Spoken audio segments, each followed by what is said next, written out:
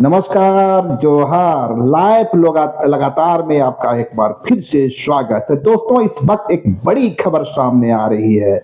पूर्व कृषि मंत्री, कांग्रेस का कद्दावर चेहरा, बड़कागांव से कई बार के विधायक जोगेंद्र प्रसाद को कांग्रेस पार्टी से 3 वर्षों के लिए निष्कासित कर दिया गया है। आपको हम बता दें कि कल ही एनटीपीसी की ओर से केरेडिरी स्थित आवास पर बुलडोजर चला था। उसके बाद जोगेंद्र साहु सामने आए थे और उन्होंने कई तरह के आरोप लगाए थे। दरअसल कल जोगेंद्र साहु भी अपने आवास पर नहीं थे, अंबा प्रसाद भी आवास पर नहीं थी। इस बीच उनके आवास को बुलडोज किया गया। उसके बाद जोगेंद्र साहु वहां पहुंचते हैं, अंबा प्रसाद पहुंचती हैं। लेकिन कल ही जोगेंद्र साहु ने जो टिप्पणियां की थी और जिस तरीके से महागठबंधन की सरकार पर निशाना साधा था, वो भाषा काफी तल्ख थी। हालांकि उसके बाद अंबा प्रसाद ने चीजों को नियंत्रित करने की कोशिश की थी। अंबा प्रसाद ने कभी भी उस तरीके से सरकार को निशाने पर लेने की कोशिश नहीं की। लेकिन जोगेंद्र साहु ने सोशल मीडिया के माध्यम से जिन शब्दों का इस्तेमाल किया, कहीं न कहीं गठबंधन, महागठबंधन पर सवाल उठने लगे। जोगेंद्र साहु ने उसी भी सोशल मीडिया में सवाल दागा था कि जब झारखंड में महागठबंधन की सरकार है, कानून का राज है, तो फिर उनकी आवास पर बुलडोजर क्यों?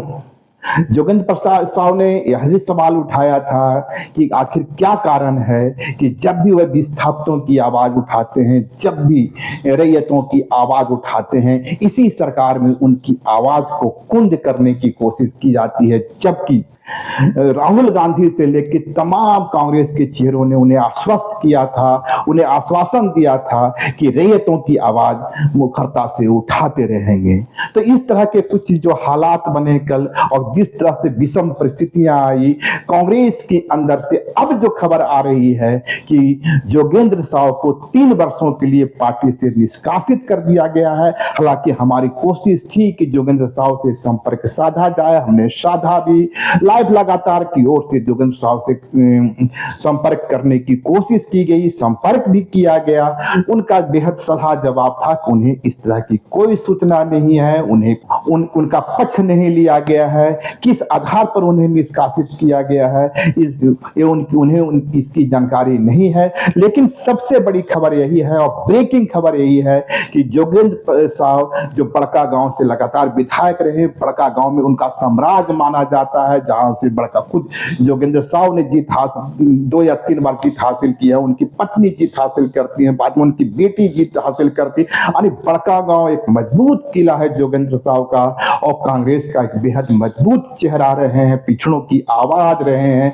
और खासकर बड़कागांव इलाके में जो विस्थापन है, रैयतों की जो आवाज है, उनकी समस्याएं हैं, उसको लेकर मुखर रहे हैं। जोगेंद्र साहु का लगातार ये मांग रही है कि रैयतों को जो जमीन के बदले में भुगतान हो, वो 1894 एक्ट के बजाय लारा एक्ट के तहत दिया जाए, जो यूपीए गवर्नमेंट के समय जो land acquisition rehabilitation and settlement act आया था, उसके तहत किया जाए, जिसके तहत रैयतों को 4 गुना जमीन का जो रेट है, सर्किल रेट है, उससे 4 गुना मुआवजा पाने का अधिकार है। उसके तहत वे मुआवजे की मांग करते रहे हैं। और इसके साथ ही रैयतों को रिहेबिलिटेशन के लेकर तमाम जो सवाल हैं वो उठाते रहे हैं। ये उनका गट्स रहा है। लेकिन बड़ी खबर यही है कि उस जोगेंद्र साहु को कांग्रेस ने 3 वर्षों के लिए निष्कासित कर दिया गया है। देखना होगा कि जोगेंद्र साहु अब अगला कदम क्या उठाते हैं, और खासकर बड़कागांव जो उनका गढ़ रहा है, वहां की पॉलिटिक्स क्या रुख अख्तियार करती है।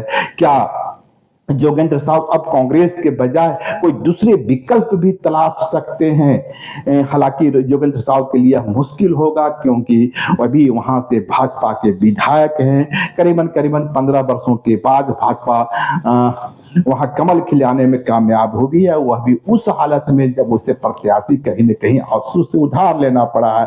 आंसू के रोशन लाल तत्काल वहां के विधायक हैं, जो आंसू में कभी हुआ करते थे। इस हालत में देखना होगा कि बड़का गांव की सियासत कौन से रंग लाती है। लेकिन सबसे बड़ी खबर और चौंकाने वाली खबर है कि विस्थापितों की आवाज उठाने के कारण, रियतों की आवाज उठाने के कारण, और कहीं न कहीं कल जिस तरीके से घर को बुलडोज किया गया एनटीपीसी की ओर से, उसके बाद जोगेंद्र साहु ने इस अगवा सरकार को, महागठबंधन की सरकार को निशाने पर लिया, उससे कांग्रेस सहजता से नहीं ले पाई और अंततः जोगेंद्र साहु को पार्टी से बाहर का रास्ता दिखला दिया गया। जोगेंद्र साहु जी को 3 साल के लिए पार्टी से निष्कासित कर दिया गया है।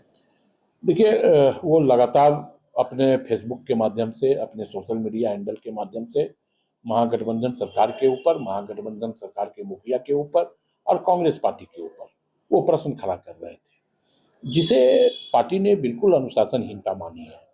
क्योंकि संगठन में अनुशासनहीनता किसी सूरत में बर्दाश्त नहीं की जा सकती। कोई भी संगठन अनुशासन से चलता है और उस संगठन में अगर अनुशासन तोड़ा जाएगा तो स्वाभाविक तौर पे इसका असर नीचे के पैदान पे बैठे कार्यकर्ताओं के ऊपर भी होता है। तो ऐसे में पार्टी ने इस पर संज्ञान लिया है और पार्टी के अनुशासन समिति के अध्यक्ष ने इस पर संज्ञान लेते हुए जोगेंद्र साहु को पार्टी की प्राथमिक सदस्यता से 3 साल के लिए निष्कासित कर दिया है। कल देखा गया कि अंबा प्रसाद जी का जो घर है और वो तोड़ा जा रहा था। नहीं, मुझे ये लगता है कि देखिए, घर घुटना ये जांच का विषय है, लेकिन आप इसके लिए पार्टी के ऊपर, पार्टी के अनुशासन को आप नहीं तोड़ सकते।